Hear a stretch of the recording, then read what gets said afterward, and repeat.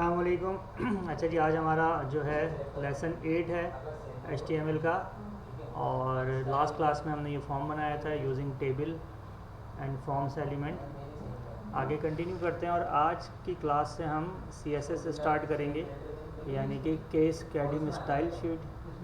और cascading style sheet के अंदर हम ये देखेंगे कि किस तरह से हम स्टाइल दे सकते हैं अपनी वेबसाइट को, यानी कि डिज़ाइन कर सकते हैं। तो डिज़ाइनिंग एलिमेंट्स यूज़ करेंगे वेबसाइट को कलर देने के लिए, बैकग्राउंड देने के लिए, फ़ॉन्ट कलर चेंज करने के लिए, फ़ॉन्ट फैमिली चेंज करने के लिए हम CSS को यूज़ करेंगे। तो शुरू करते हैं। हमारे पास जो टूल हम इस्तेमाल कर रहे हैं वो विजुअल कोड है। तो विजुअल कोड को अपने पास ओपन कर लेते हैं और देखते हैं कि किस तरह से आपके पास स्टाइलिंग होती है। तो याद रखें कि हमारे पास CSS नॉर्मली 3 टाइप की होती हैं। एक होती है आपकी इनलाइन CSS, एक होती है इंटरनल CSS और एक होती है एक्सटर्नल CSS। इनलाइन CSS जो होती है हमारे पास, वो आपके जो टैग होता है, HTML एलिमेंट होता है, उसमें यूज़ होती है। यानी कि हम यहाँ से न्यू फाइल लेते हैं, न्यू फाइल हमने ले ली और जो है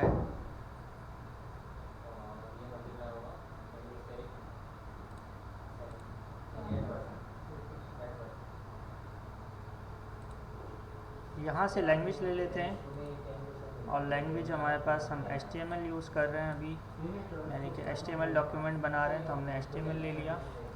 अच्छा, यहाँ हम जो है डॉक टाइप डिक्लेयर कर सकते हैं, यानी डॉक्यूमेंट का टाइप, और बाय डिफ़ॉल्ट ये आपको HTML दे रहा है क्योंकि आपने डॉक्यूमेंट HTML का लिया था। तो ये ऊपर सबसे ऊपर डिक्लेयर करना ज़रूरी होता है।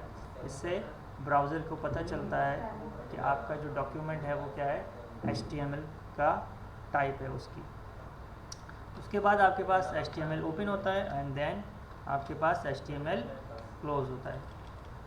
क्लोजिंग टैग लगाएंगे आप तो ये क्लोज हो गया। इस HTML के अंदर आपको 2 मेजर सेक्शंस होते हैं, कर चुके हैं हम काफ़ी दफ़ा। एक आपके पास हेड होता है और दूसरा आपके पास बॉडी होता है। बॉडी के अंदर आप अपनी यूजुअली वेबसाइट को डिज़ाइन करते हैं और हेड के अंदर कुछ आपके मेन एलिमेंट्स होते हैं। And one of the element is title, यानी आपका पेज का टाइटल आप किस में देते हैं, हेड में देते हैं। तो यहाँ हम लिख देते हैं स्टार्टिंग CSS, ठीक हो गया। और यहाँ हम डिज़ाइन करना शुरू करते हैं। H1 के अंदर हम लिखेंगे CSS कैस्केडिंग स्टाइल शीट, और इसको कंट्रोल S करते हैं, ये आपसे पूछेगा। इसको हम कर देते हैं लेसन 8। तो ये लेसन 8 के नाम से हमारे पास सेव हो गया। इसको अगर हम चेक करना चाहें तो ये आ रहा है आपके पास लेसन 8। इसको ओपन करेंगे, ओपन विद गूगल क्रोम। तो ये आपके पास कैस्केडिंग स्टाइल शीट इस तरह से लिखा हुआ आ रहा है। अब इसमें स्टाइल ऐड करना है तो हम कैसे कर सकते हैं, आप इसके कोड में जाएं और इसके ओपनिंग टैग के अंदर जाएं H1 और यहाँ जाके लिखें स्टाइल। अब स्टाइल में देखेंगे इतनी सारी आपके पास चीज़ें आ गई। तो 2 मेजर चीज़ें होती हैं आपके पास, एक होती है प्रॉपर्टी और दूसरी होती है उसकी वैल्यू। जैसे पोजीशन क्या है, प्रॉपर्टी, और आगे आप उसकी वैल्यू दे सकते हैं। इसी तरह से विड्थ प्रॉपर्टी है, उसकी वैल्यू आप पिक्सल्स में दे सकते हैं। कलर प्रॉपर्टी और फिर कलर की वैल्यू आप आगे दे सकते हैं। तो हम इसके जो प्रॉपर्टी है वो दे रहे हैं कलर, और यहाँ पे इतने सारे कलर हमें दिए हुए हैं। हम इसमें से कलर सेलेक्ट कर सकते हैं, काफ़ी सारे कलर इसमें दिए हुए हैं, और हम चाहें तो कलर का कोड भी दे सकते हैं। फ़िलहाल हम यहाँ से कलर लेते हैं, ब्लू वायलेट लेते हैं और यहाँ पे इसको लिख देते हैं।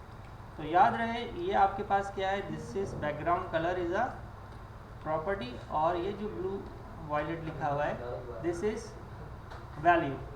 तो हमने स्टाइल लिया, बैकग्राउंड कलर दे दिया और इसको कंट्रोल एस करके सेव किया। अब मैं अगर अपने ब्राउज़र पे फ्लैश करता हूँ तो देखें बैकग्राउंड के ऊपर कलर आ गया। अब आप गौर करेंगे पूरा का पूरा जो विड्थ है उसने कवर कर ली। और आपको मैंने बताया था कि जो H1 है हमारे पास वो आपके पास ब्लॉक लेवल एलिमेंट है और ब्लॉक लेवल एलिमेंट आपके पास जो स्पेस अवेलेबल होता है वो ले लेता है, तो इसलिए ये आपके पास पूरा कवर्ड हो रहा है। तो हमने यहाँ पे लिख दिया कैस्केडिंग स्टाइल शीट और उसको बैकग्राउंड कलर दे दिया। इसी तरीके से देखिए मुझे अगर कोई और प्रॉपर्टी ऐड करवानी है तो ये सेमी कॉलन है, इस सेमी कॉलन के बाद मुझे दूसरी प्रॉपर्टी देनी होगी और दूसरी प्रॉपर्टी देने के लिए कंट्रोल स्पेस बार में दबाऊंगा ताकि मेरे पास ये कोड हिंट आ जाए। और मैं यहाँ पे देने लगा हूँ टेक्स्ट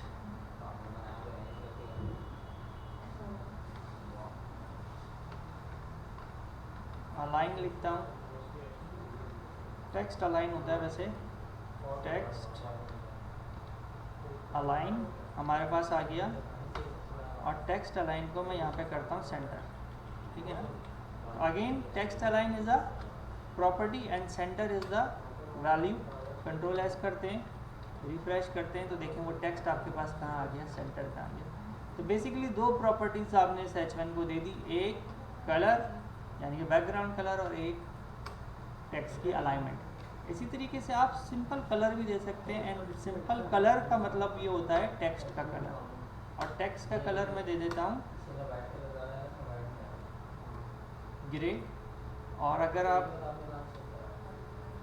कोड लिखना चाहें तो वाइट का कोड होता है 6 दफ़ा F, तो 1 2 3 4 5 6 और देखें यहाँ पे कलर आ भी गया।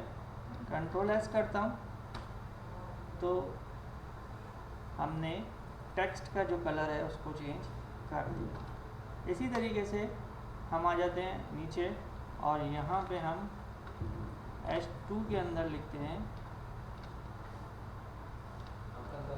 Inline styling. तो यहाँ लिखेंगे स्टाइल और बैकग्राउंड कलर, और बैकग्राउंड कलर दिस टाइम हम ये देते हैं कैडेड ब्लू। इसी तरह से कंट्रोल स्पेस बार दबाया हमने और टेक्स्ट अलाइन कोलन राइट कर देते हैं, सेमी कॉलन फॉन्ट फैमिली है हमारे पास। तो ये इतने सारे फॉन्ट हमारे पास आ रहे हैं जो अवेलेबल हैं, इसमें से हम कोई सा फॉन्ट ले लेते हैं। हमने इसका फॉन्ट फैमिली भी चेंज कर दिया और कलर ये तीसरी प्रॉपर्टी दे रहा हूँ मैं, और कलर का मतलब आपको पता है कि टेक्स्ट का कलर है, हमने ये कॉर्न सिल्क कलर है ये दे दिया। कंट्रोल एस करते हैं, इसको जाके आप चेक करें तो देखें इनलाइन स्टाइलिंग आपके पास राइट साइड पर आ रही है, और क्योंकि उसको मैंने अलाइन राइट किया हुआ है, और ये H2 के अंदर हमने इसको डिज़ाइन किया है। इसका बैकग्राउंड कलर चेंज है, इसका फॉन्ट फैमिली भी हमने चेंज किया हुआ है, ठीक है ना। आगे चलते हैं और अगला जो हमारे पास टैग है उसको यूज़ करते हैं। हम H2 को ही ले लेते हैं और H2 के अंदर ही हम लिखते हैं स्टाइलिंग, और इसके अंदर हम स्टाइल में जाके बैकग्राउंड कलर को देते हैं सियान, और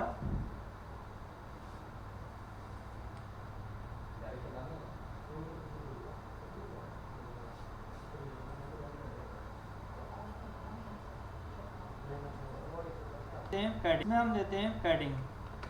तो पैडिंग हम यहाँ पे दे रहे हैं कितनी, पैडिंग हम दे रहे हैं यहाँ पे 15 px पिक्सल्स में दे रहे हैं पैडिंग।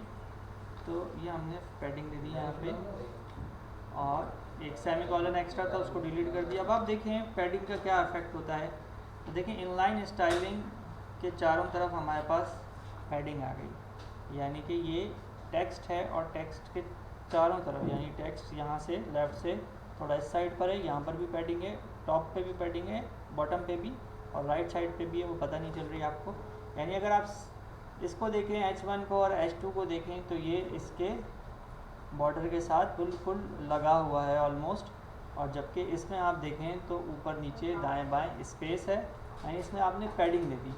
याद रखें कि पैडिंग इनसाइड होती है और मार्जिन आउटसाइड होता है, और ये जो बीच में मार्जिन आ रहा है यानी ये H1 है और H2 के दरमियान मार्जिन है, और ये आपके पास पेज है, इस पेज में और H1 के दरमियान मार्जिन है, H2 के दरमियान मार्जिन है। ये डिफ़ॉल्ट मार्जिन्स हैं, यानी कि H1 H2 headings paragraph default margins लेते हैं जो कि खुद से आ रहे होते हैं। आप चाहें तो इन मार्जिन्स को क्या कर सकते हैं, ख़त्म कर सकते हैं, ठीक है ना। तो बहरहाल फ़िलहाल हम नहीं करते, आगे चल के देखेंगे हम कि इसको कैसे ख़त्म करेंगे। आसान है बहुत, और अमूमन जब आप पेज डिज़ाइन कर रहे होते हैं तो डिफ़ॉल्ट मार्जिन्स और पैडिंग्स को आप ख़त्म कर देते हैं। तो फ़िलहाल हम इसको नहीं कर रहे, हम आगे इसको फिर देखेंगे। तो हमने अभी जो एक नई चीज़ ऐड की है वो पैडिंग ऐड करी है। इंपॉर्टेंट है ये पैडिंग, और ये इंटरनली आपके पास स्पेस क्रिएट कर देता है, पैडिंग क्रिएट कर देता है। तो इस तरह से हमने ये इनलाइन स्टाइलिंग बेसिकली हम कर रहे हैं, और इसको समझ के आपको आहिस्ता आहिस्ता करना होगा। जी कल कर लेंगे, ठीक, अल्लाह हाफिज़। तो हम जो है इस तरह से आपके पास इनलाइन स्टाइलिंग हम कर रहे होते हैं। अच्छा जी, थोड़ा सा और हम आगे बढ़ते हैं, और हम यहाँ पे ले लेते हैं H3। तो H3 को हम डिज़ाइन करते हैं, और अच्छा ये जो मैंने दोबारा इनलाइन स्टाइलिंग लिखा था, ये दोबारा इनलाइन स्टाइलिंग नहीं लिखना था मुझे लिखना था इंटरनल स्टाइलिंग, ठीक है ना। और यहाँ जाके मुझे लिखना था एक्सटर्नल स्टाइलिंग, ठीक हो गया जी जाइए आप तक जाइए। और इसी तरीके से यहाँ पे हम स्टाइल लिखेंगे, और स्टाइल लिख के यहाँ पे हम बैकग्राउंड कलर देंगे, और बैकग्राउंड कलर हम देंगे डार्क ग्रे, और इसी तरीके से कलर हम दे देते हैं hash white colour 6 times F, and यहाँ पे पैडिंग दे देते हैं। और देखिए पैडिंग आप लेफ़्ट राइट टॉप बॉटम भी दे सकते हैं, और सिर्फ पैडिंग देंगे तो वो चारों तरफ दे देगा। ये लेफ़्ट राइट टॉप बॉटम भी हम देखेंगे किस तरह से देंगे। फ़िलहाल हम पैडिंग दे रहे हैं, और दिस टाइम मैं 10px दे रहा हूँ पैडिंग। कंट्रोल एस करते हैं, चेक करें आप, तो ये आपके पास एक्सटर्नल स्टाइलिंग आ गई। तो बेसिकली आप 3 तरह से स्टाइलिंग कर सकते हैं। इनलाइन स्टाइलिंग जो कि अभी हम कर रहे हैं, यानी कि ओपनिंग टैग के अंदर स्टाइल दे रहे हैं। इंटरनल स्टाइलिंग जो कि आपके HTML पेज के अंदर ही होती है, और इसी तरीके से आपके पास एक्सटर्नल स्टाइलिंग भी होती है। तो 3 तरह से आप अपने पेज को स्टाइल दे सकते हैं। तो ये कुछ हमने अभी जो काम किया ये इंटरनल स्टाइलिंग का है। आपने इसकी अच्छे से प्रैक्टिस करनी है, और फिर हम आगे इसको लेके चलेंगे। और काफ़ी सारी CSS प्रॉपर्टीज़ हैं जिनको हमने यूज़ करना है, और ऑब्वियसली उनकी वैल्यूज़ हैं जो देनी है, और ये प्रॉपर्टीज़ और वैल्यूज़ देकर हम अच्छा खासा पेज डिज़ाइन कर सकते हैं, और काफ़ी ज़बरदस्त आप पेज को अपने लेआउट को डिज़ाइन कर सकते हैं। तो अगली वीडियो के अंदर हम मज़ीद देखते हैं कि इसमें किस तरह से और काम हो सकता है। फ़िलहाल आप इतना काम करें और मुझे असाइनमेंट